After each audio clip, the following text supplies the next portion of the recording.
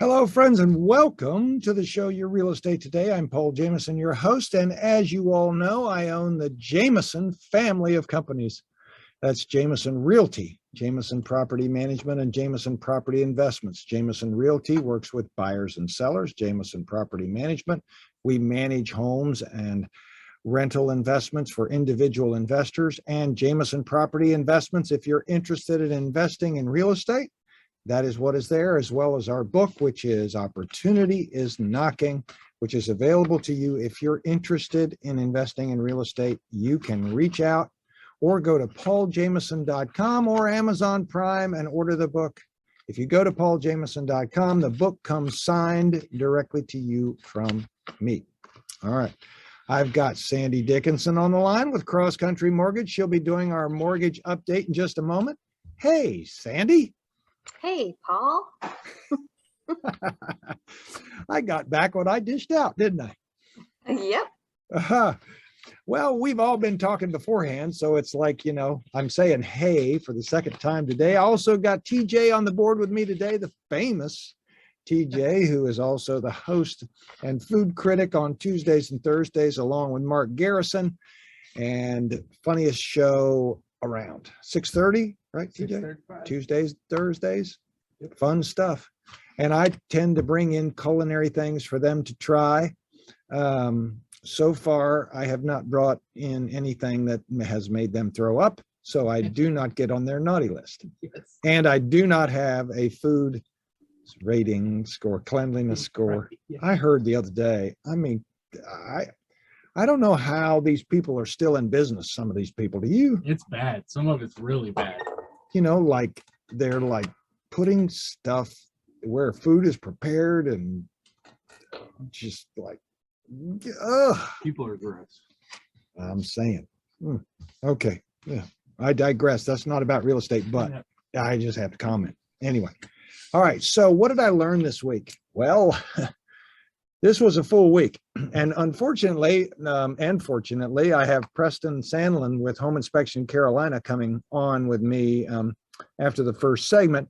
And Preston, not only is he owner of the largest, most reputable home inspection company that I know of, he also is a real estate investor and is around real estate all day long.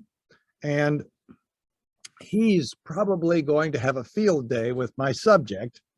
So I can't really give you too much information other than I just went through an experience with a client on their home. It happens all the time. So it's not like I'm, it's my first time. It's like my 10,000th time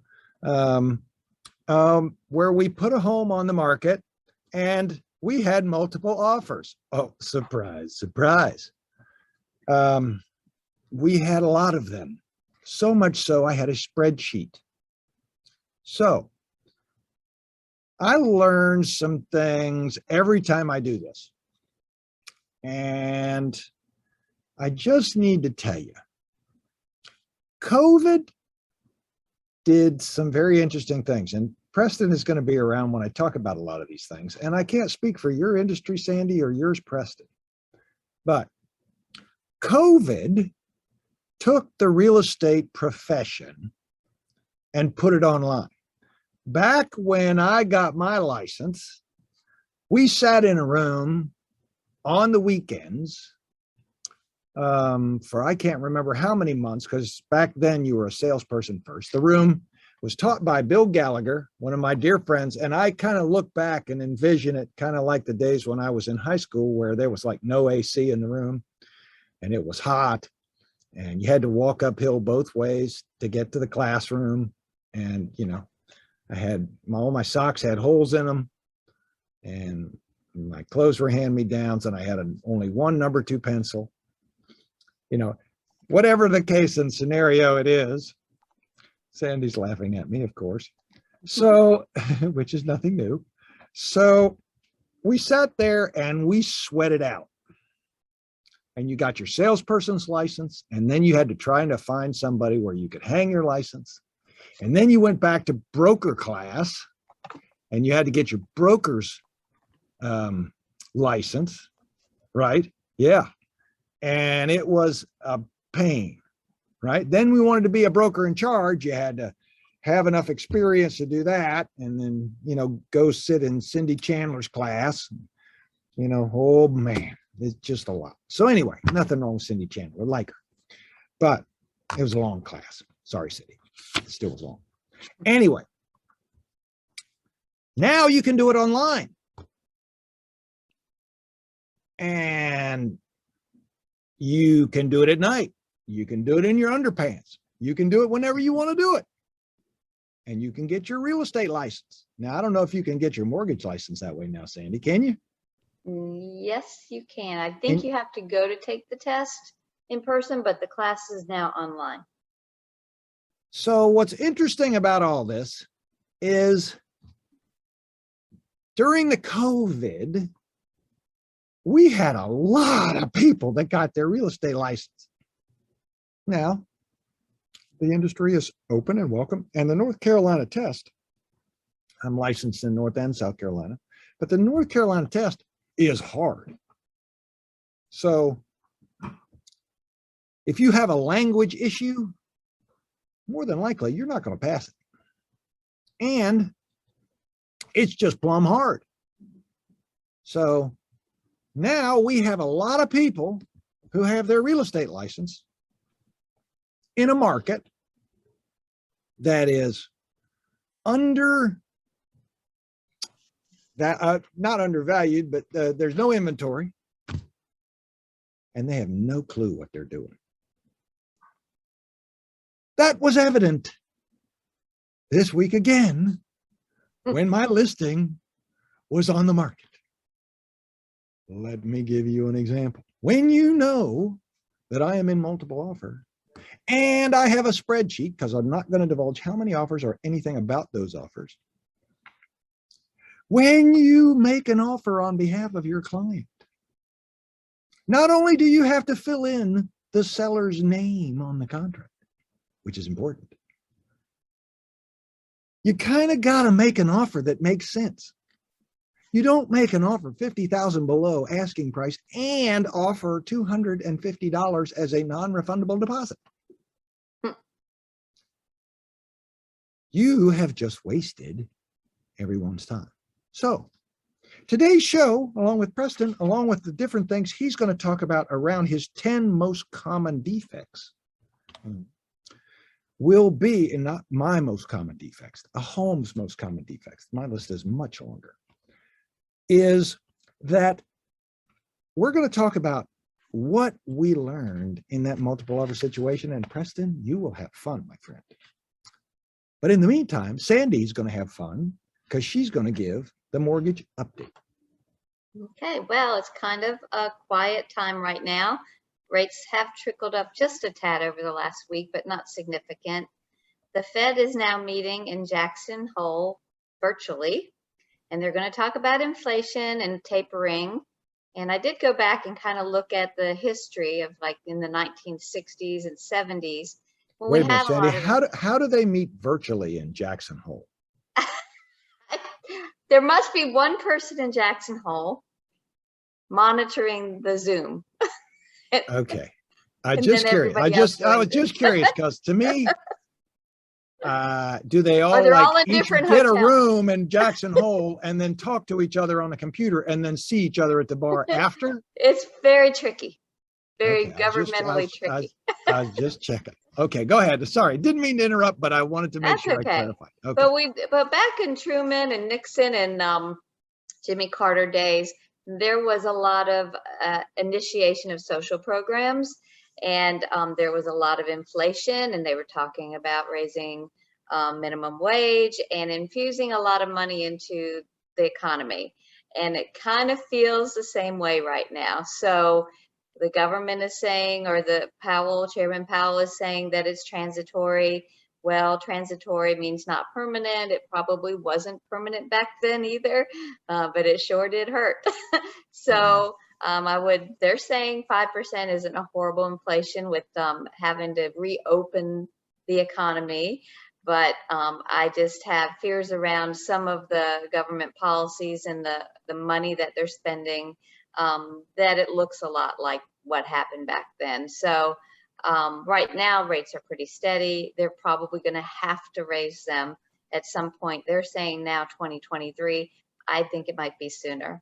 All right. But rates are So still they good. should lock now. They should lock They now. should lock now and buy now and refi How- now. That's right. How do they get in touch with us, Sandy?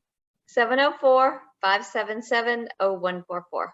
704-577-0144. Sandy Dickinson, Cross Country Mortgage. Thank you, Sandy. More to come with the Show You Real Estate today. Preston Sandlin, Paul Jameson. We're talking. We'll be right back. News Talk 1110 99.3 WBT. Hey, Welcome from our virtual Hawaii a meeting. virtual Hawaiian meeting. So this if you were listening to the first segment, Sandy talking about being of some kind of virtual meeting from where was The it? Fed. The Fed was on a virtual meeting. Yeah, in Jackson a Hole. virtual meeting and out west somewhere. And so we're like, how do they do a virtual meeting there? So we decided we would do TJ helped us. We're going to do this is virtually from Hawaii, even though we're not there. We're We're just virtually there. We're pretending. We're to be. virtually there. That's right. Yeah. I'm clicking my heels together, There you go. Okay. Thanks, TJ, for that bit of fun there. All right. For those that are just tuning in, this is a show about real estate. So we're going to get back to that. I'm Paul Jameson, your host, owner of the Jameson Companies. That's Jameson Realty, Jameson Property Management, Jameson Property Investments. Here with my good friend Preston Sandlin, owner of Home Inspection Carolina. He and his wife Meg have been working with me and on the air with me now for 13 Wow. years, Preston. 13. Wow. That's a long time, man. That is. That's back. We had more hair back when my then, hair right? wasn't gray.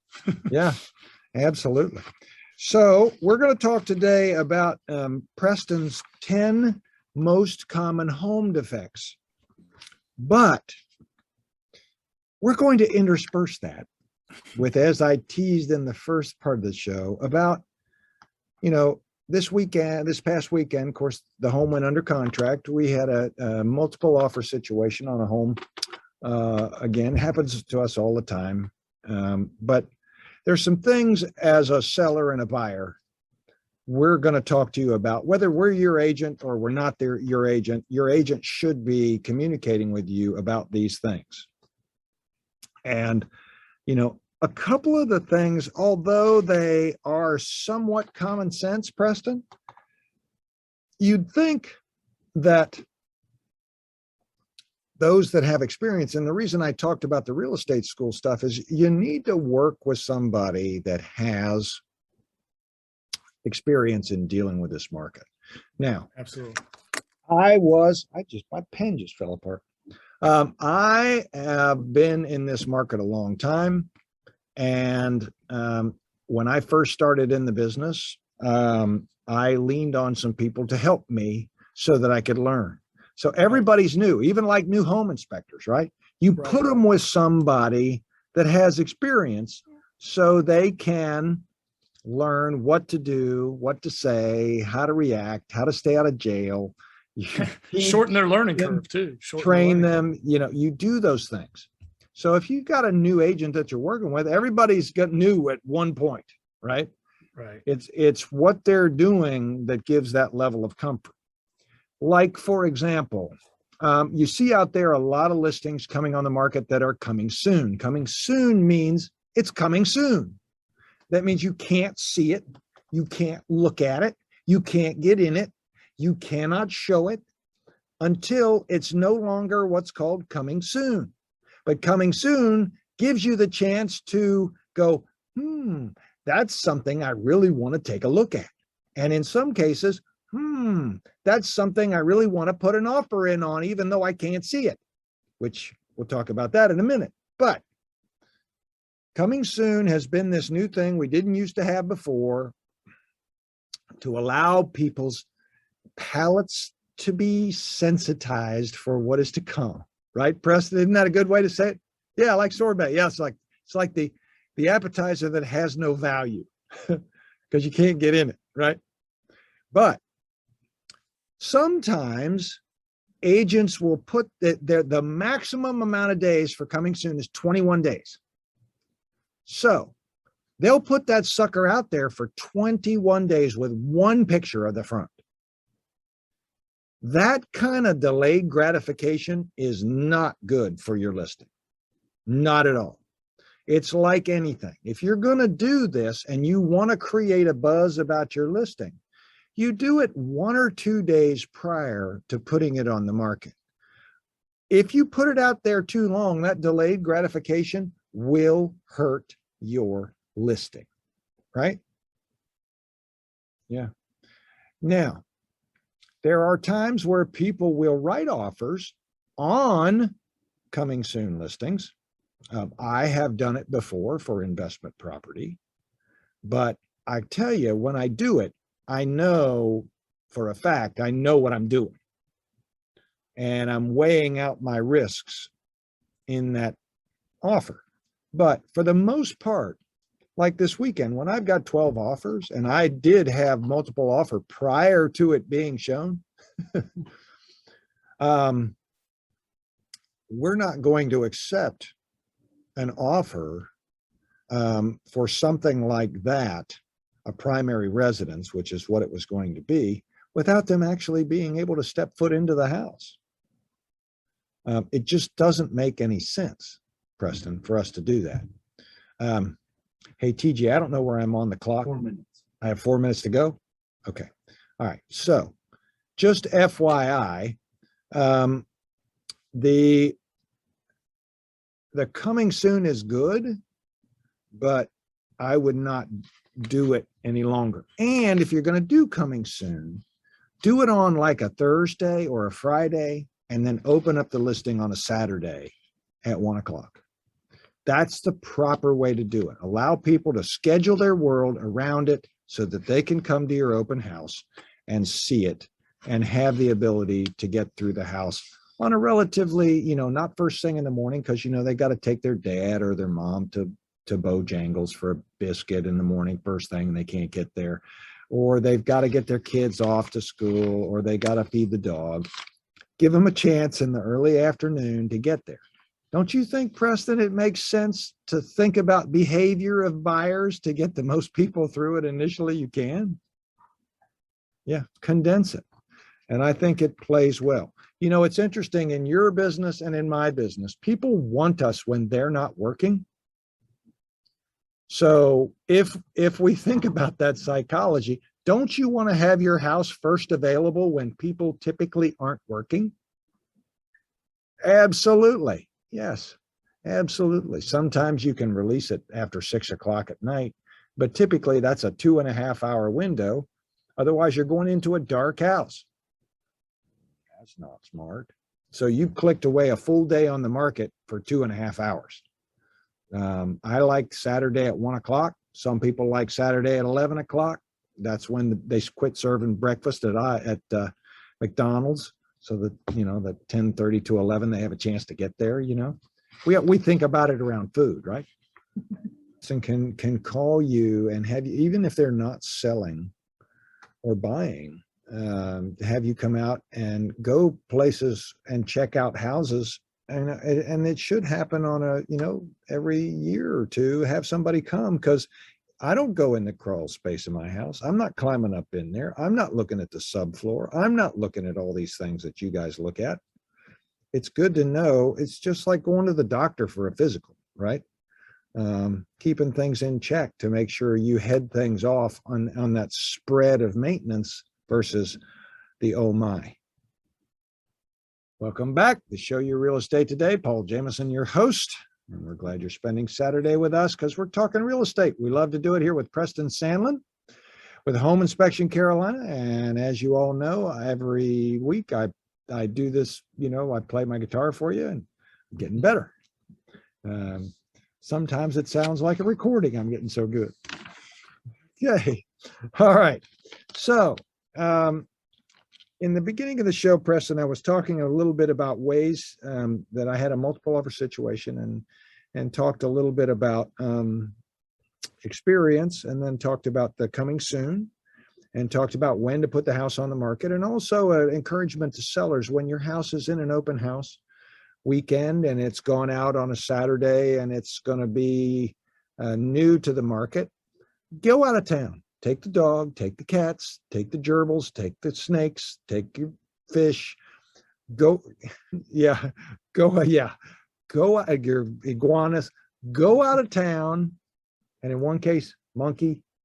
Take your stuff and go out of town, and come back Monday. Yeah, especially the monkey. Go out of town. Let people see the house, unfettered, unrestricted, leaving the lights on all day. Duke Power send you a thank you note. Just go out of town, all right, and let the house be shown. And, you know, in most cases, you get it over with in one weekend, right? You get all your offers, okay? Also, set a defined period for those offers to come in. Typically, in a house like this one this past weekend, we were in multiple offer before we even had it shown. We set a cutoff of Monday at noon and worked together with the sellers to be prepared for that. All right.